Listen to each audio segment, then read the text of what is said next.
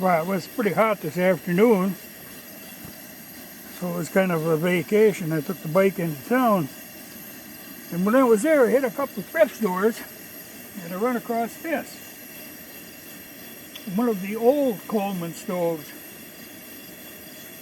But the funny thing, it's like new. There's hardly any wear on it. Like you can see there's some black on that burner now. I put that on there. I don't think this thing, if it has been run, it has been run very, very little. I drained the fuel out of the tank, and it smelled like varnish. It'd been in there a long time. But fired right up. Both burners work. One of them deals too where I'd almost sooner find an old one in good shape than pay big money for a new one, because these new ones now have gotten to be pretty expensive, and a lot of them are fairly poor quality. But these old Colemans, they're a good fallback. And I've always run them on regular unleaded gas, but they do work good. And like I said, this is an older one that I think somebody had bought, with intentions of camping, and never really used it. Because I can see the only wear really is on the bottom, where it's been sitting on the garage floor. Otherwise, it's just like new. But like I say, better than new. But $20 at a thrift store.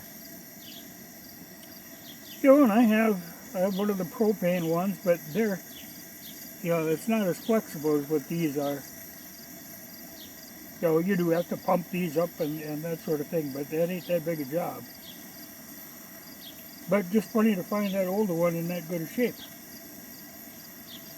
But like I say, I've never run Coleman fuel in any of this stuff. I run regular unleaded. My theory being, Coleman fuel is rather expensive.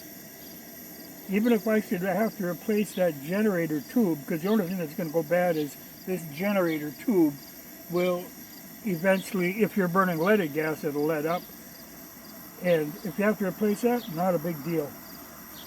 But it's never been a problem for me. And like my old Coleman Army stove, that single burner one that comes in a can, that is designed to burn any kind of fuel. So they aren't that particularly fussy. But, I don't know how much use I'll make of it, but as a fallback, particularly in hot weather, it's nice to just fire one of these up to cook rather than have to cook in the house. But I couldn't pass it up for $20. Seemed like a good deal to me. Knowing that the new ones are like 70 or 80. And like I say, I prefer the old rather than the new.